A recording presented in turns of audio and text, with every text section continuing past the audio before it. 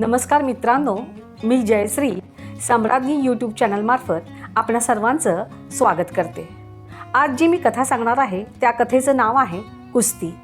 कुस्ती जी असते, आपण कुस्ती पाहतो तर साधारणपणे ते वयोगट किंवा त्यांचं जे वजन असतं त्याच्यानुसार, म्हणजे 60 किलो वजनाचे पैलवान, 70 किलो वजनाचे पैलवान, असे त्यांचे वेगवेगळे गट पाडून त्या कुस्त्या केल्या जातात। परंतु ही जी कुस्ती आहे ती पैलवानामधील नाही आहे, ही शैक्षणिक कुस्ती आहे। आणि ती कुस्ती काय आहे ते आता आपण पाहूया। तर माझा भाऊ जो आहे, माझ्या पाठचा भाऊ, याला MBBSला ॲडमिशन मिळालं होतं। MBBSला ॲडमिशन मिळाल्यानंतर तो दर शनिवारी, म्हणजे आठवडाभर तो जवळजवळ हॉस्टेललाच राहायचा आणि हॉस्टेलमधून तो शनिवारी घरी यायचा। मग तो घरी येणार म्हटल्यानंतर आम्हाला सर्वांनाच आनंद व्हायचा, आणि कारण आज आपल्याला काहीतरी नवीन तो सांगेल आणि MBBSचं शिक्षण कसं असतं याची माहिती घेण्याची आम्हाला देखील उत्सुकता असायची। आईवडिलांचा तर आनंदाचा म्हणजे भरपूर आनंद असाच असायचा, आणि मुलं देखील, म्हणजे आईवडिलांना तर भरपूर आनंद व्हायचा, कारण त्या दिवशी भाऊ इतक्या दिवसानंतर येणार, 7 दिवसानंतर तो यायचा, म्हणून मग आईवडील देखील त्या दिवशी म्हणजे त्याला आवडीचं म्हणजे मच्छी आणायची, रविवारच्या दिवशी मटण आणायचं, आणि तो येणार म्हटल्यानंतर आम्हालाही ते खायला मिळायचं, म्हणून आम्ही देखील आनंदी असायचो। तसाच तो एका शनिवारी तो घरी आला, पण त्याचं तोंड जरा पडलेलंच होतं। तो काही जास्त कोणाशी बोलत नव्हता। तर वडिलांना वाटलं की थोड्या वेळातच तो बोलायला लागेल, परंतु तो गप्पच होता। मग वडिलांनी त्याला 1-2 तास झाल्यानंतर त्याला वडिलांना, आम्हाला सर्वांनाच वाटलं गर्दीतून वगैरे आलेला आहे ट्रेनच्या, तर त्याच्यामुळे कदाचित त्याला म्हणजे कंटाळला असेल वगैरे, असं असेल, नंतर तो बोलेल। परंतु तो त्या दिवशी खूपच गप्प होता।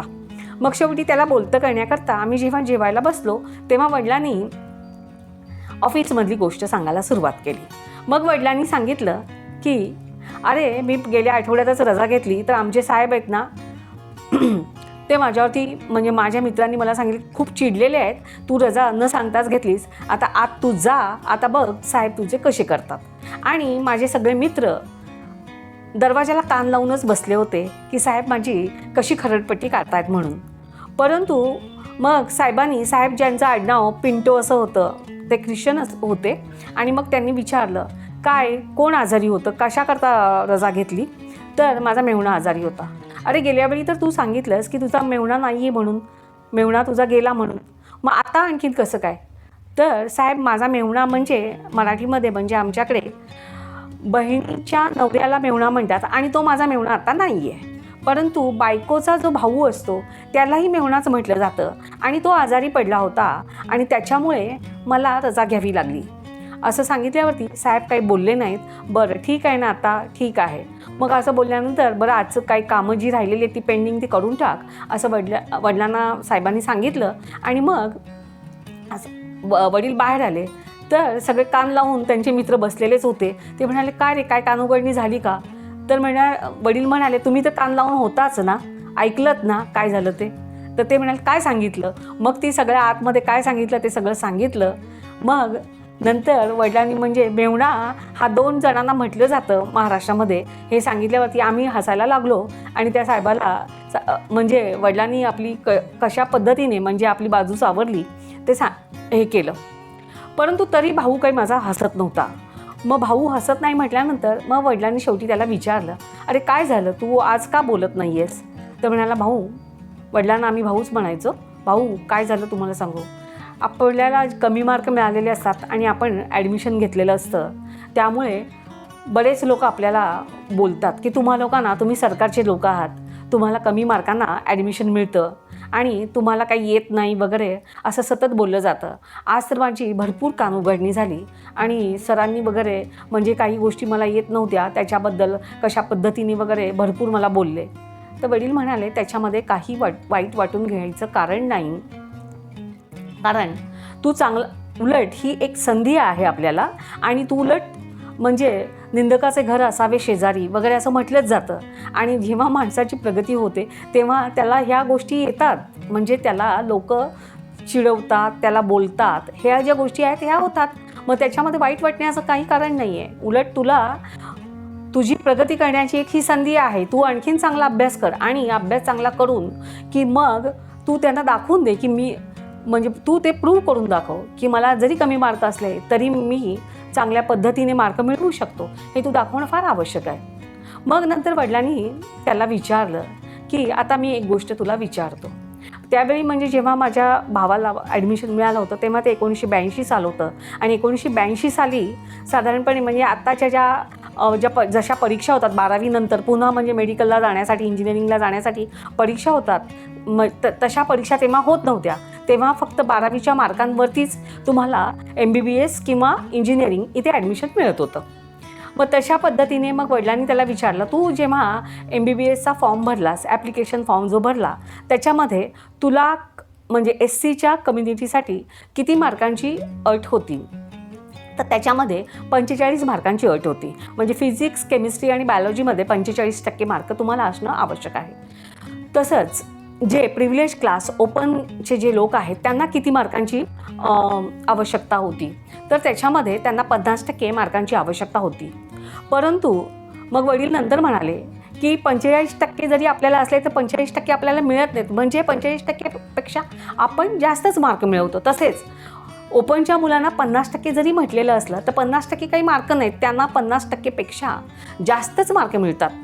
मग 45% तरी आपण असं समजू की आपल्याला 45%लाच ॲडमिशन मिळालेलं आहे आणि त्यांना 90% मार्कांना ॲडमिशन मिळालेलं आहे. म्हणजे 45 आणि 90 यांची तुलना तर होऊच शकत नाही. मग अशा परिस्थितीमध्ये आता तू मला एक सांग. मग वडिलांनी भावाला विचारलं की तुम्हाला MBBS पास होण्यासाठी किती मार्कांची आवश्यकता असते? तर भावाने सांगितलं की आम्हाला 50% मार्कांची आवश्यकता असते. म्हणजे 45% मार्क मिळवणारा विद्यार्थी हा 50% मार्कच मिळवून पास होतो आणि 90% मार्क मिळाले तरीही त्याला 50% मार्कांचीच आवश्यकता असते पास होण्यासाठी. म्हणजे दोघंही त्यावेळी म्हणजे त्यांना जरी असमान परिस्थितीतून जरी ते सामाजिक असंतुलन असेल त्यांना समानतेवरती आणण्यासाठी त्यांना अपग्रेड करण्यासाठी त्यांना जी सवलत दिलेली आहे, परंतु जेव्हा ते समान पातळीवरती येतात त्यावेळी समान पातळीवर आल्यावरती त्यांना समानतेच्या वागणुकीनेच वागवलं जातं. म्हणजेच त्यांच्या पासिंगचे मार्कामध्ये कुठेही फरक नाही आहे, दोघांनाही तेच मार्क आहेत, म्हणजे 50%लाच पासिंग आहे. ही गोष्ट तुझ्या ध्यानात येते का? म्हणजे 45 किलो वजनाचा एक पहिलवान आहे आणि एक 90 किलो वजनाचा पहिलवान आहे. तर 45 किलो वजनाचा पहिलवान आणि 90 किलो वजनाचा पहिलवान हे दोघांची जेव्हा कुस्ती लागते त्यावेळी ते दोघंही बरोबरीमध्ये सोडवतात. ही गोष्ट तू लक्षात घे. म्हणजे तुला मार्क जरी कमी असले तरी तू नंतर तुझ्यामध्ये प्रगती जी होते म्हणजे तू मार्क मिळवतोस ना, 50%पर्यंत तू जातोस ना किंवा त्याहीपेक्षा जास्त मिळवतोस. तर माझं आता तुला हेच सांगणं आहे की तू 45% जर 50% मार्क नको मिळवूस. तुला पासिंग 50% जरी असलं तर त्याहीपेक्षा जास्त मार्क मिळवून तू जास्तीत जास्त म्हणजे जे लोक तुला नावं ठेवतात त्यांना तू चांगलं उत्तर दे असं सांगितलं. त्यानंतर आता त्यावेळची जी परिस्थिती होती की त्यावेळी प्रायव्हेट कॉलेजेस म्हणजे 82 हा जो कालावधी आहे त्यावेळी इंजिनिअरिंग कॉलेज आणि मेडिकल कॉलेज म्हणजे इंजिनिअरिंग कॉलेजची सुरुवात झाली होती प्रायव्हेट कॉलेजेसची आणि मेडिकल कॉलेजेस त्यावेळी नव्हती, म्हणजे त्याच्यानंतर आलेली आहेत मेडिकल कॉलेजचं प्रमाण.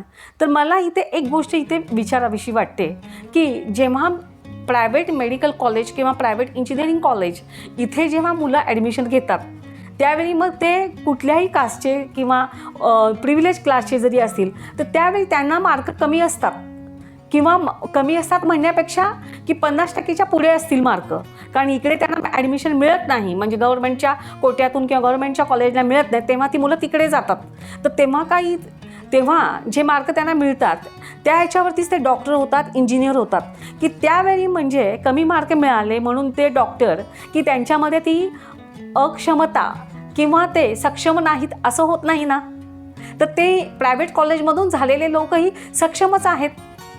तसंच कमी मार्क मिळाले म्हणून ते अक्षम नाहीत तर ते सुद्धा सक्षमच आहेत. ही गोष्ट सर्वांनी ध्यानात घेणं फार आवश्यक आहे. म्हणजे मी ही गोष्ट आपणाला याकरता सांगते तर की जरी मार्क कमी मिळाले तरी म्हणजे सुरुवातीच्या एंट्री लेवलला, पण नंतर मात्र तुम्हाला तितकेच मार्क पाडायचे आहेत की जितके ओपनच्या मुलांना पाहिजेत पासिंग होण्याकरता. ही गोष्ट ध्यानात घेणं फार आवश्यक आहे.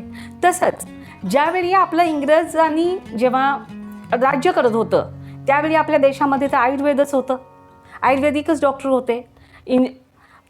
आणि जे डॉक्टर होते ते इंग्रज डॉक्टरच होते.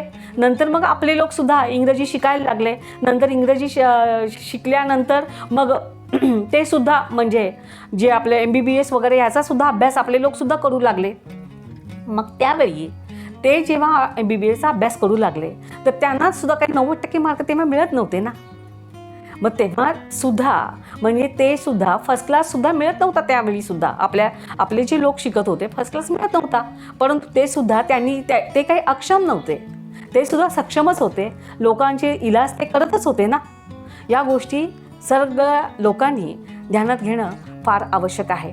याच्यामध्ये म्हणजे आपल्याला जो मूलभूत अधिकार दिलेला आहे की ज्यावेळी सामाजिक असंतुलन असतं त्यावेळी म्हणजे शैक्षणिकदृष्ट्या तुम्ही इतर मुलांच्या बरोबरीने यावं, त्याकरता तुम्हाला थोडीशी जी मार्कांमध्ये आणि त्याचप्रमाणे तुमच्या वयामध्ये देखील शिथिलता देऊन तुम्हाला बरोबरीने आणण्याचा प्रयत्न केला जातो. त्याकरता जो मूलभूत अधिकार आहे त्याच्या 15चा अनुच्छेद 15चा 4 त्याच्यामध्ये आणि 15चा 5 वगैरे हे जे आहेत त्याच्यामध्ये आपल्याला नक्कीच म्हणजे राज्यघटनेने आपल्याला मूलभूत अधिकार दिलेले आहेत.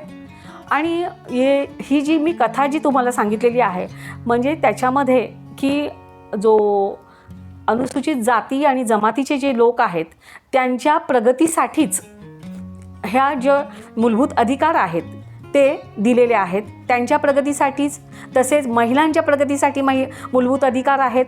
तसेच इतर जे आहेत त्यांच्या देखील म्हणजे सर्वांच्याच प्रगतीसाठी. जसा 16चा 1 आहे त्याच्यामध्ये तर सगळ्यांनाच म्हणजे पब्लिक सेक्टरमध्ये येण्यासाठी सगळ्यांनाच कोणालाही अडवलेलं नाही आहे. प्रत्येकाला म्हणजे ती घटनेनेच अधिकार तो दिलेला आहे. म्हणजे थोडक्यात काय की प्रत्येकालाच मूलभूत अधिकार जे आहे ते भारतातील प्रत्येक व्यक्तीला हे दिलेले आहेत. देशामध्ये पायाभूत सुविधा झाल्या, मोठमोठ्या म्हणजे इतर हॉस्पिटल्स झाले, त्याच्यानंतर इंजिनिअरिंग कॉलेज, मेडिकल कॉलेज वगैरे जे आहेत किंवा इतर पायाभूत सुविधा म्हणजे तुम्हाला की वीज, पाणी हे जे आहे, घरं झाली, ह्या ज्या आहेत, रस्ते झाले, ह्या जशा पायाभूत सुविधा आहेत, तुम्हाला टेलिफोन मिळणं प्रत्येकाला वगैरे ह्या ज्या आहेत, गॅस मिळणं वगैरे हे आहे, ह्या ज्या पायाभूत सुविधा आहेत त्या झाल्या. ट्रान्सपोर्टेशन वाढलं, ह्या ज्या गोष्टी आहेत ह्या गोष्टी झाल्या म्हणजेच देशाची प्रगती झाली का? किंवा तुमचं दरडोई उत्पन्न वाढलं तर तुमची प्रगती झाली का? तर दरडोई उत्पन्न वाढलं तर म्हणजे देशाची प्रगती झाली. पायाभूत सुविधा झाल्या म्हणजेच देशाची प्रगती झाली. परंतु हे दरडोई उत्पन्न जे आहे ते केव्हा वाढणार? जर तुम्ही शैक्षणिक प्रगती कराल तेव्हाच ना. जो हे सामाजिक असंतुलन आहे देशामध्ये, त्यात जो वंचित समाज आहे त्याला शैक्षणिकदृष्ट्या त्याला तुम्ही प्रगत कराल, त्याला मुख्य प्रवाहात जेव्हा तुम्ही आणाल, जेव्हा त्याला मुख्य प्रवाहात आणून त्याला नोकरी पब्लिक सेक्टरमध्ये वगैरे जेव्हा द्याल किंवा इतर क्षेत्रामध्ये देखील जेव्हा त्याला नोकऱ्या मिळतील आणि त्यावेळी आपल्या देशामध्ये म्हणजे ही जी प्रगती आहे म्हणजे देशातील खालच्यात खालचा जी व्यक्ती आहे त्याच्यापर्यंत याचा सगळ्या गोष्टींचा तो लाभ जेव्हा मिळेल तेव्हाच ती खरी देशाची प्रगती आहे. आणि त्याकरताच म्हणजे प्रत्येकाने म्हणजे वाईट वाटून घेतलं नाही पाहिजे की आमच्यापेक्षा हे जे लोक जी आपली विषमता जी आहे ती विषमता याच्यावरतीच आधारली. हे कमी जातीचे किंवा नीच लोक आहेत आणि तेच आज पुढे जात आहेत, ही असं वाटलं नाही पाहिजे. तर आपल्या देशाची प्रगती होत आहे, आपला देश सुधारत आहे असं वाटलं पाहिजे. त्या लोकांना मुख्य प्रवाहात आणलं आहे. तसंच आपल्या आज जे आहे आरोग्य सुधारणा झालेली आहेत म्हणजे तुम्ही आजारी पडणं वगैरे जे आहे त्याच्यामध्ये देखील आपली जी सुधारणा झालेली आहे म्हणजे ती सुद्धा एक देशाची प्रगती आहे. आपल्या लोकांचं आयुर्मान वाढलेलं आहे, ही सुद्धा एक देशाची प्रगतीच आहे. तसंच या लोकांना मुख्य प्रवाहामध्ये जेव्हा आपण आणू तेव्हा ती आपल्या देशाची प्रगतीच असेल, हे प्रत्येकाने ध्यानात घेणं फार आवश्यक आहे. तर आतापर्यंत मी सांगितलेली जी माहिती आहे ती आपणास आवडली असेलच, तर तुम्ही त्याच्यावरती नक्की कॉमेंट करा. त्याचप्रमाणे माझ्या चॅनलला लाईक, शेअर आणि सबस्क्राईब करायला मात्र विसरू नका. धन्यवाद.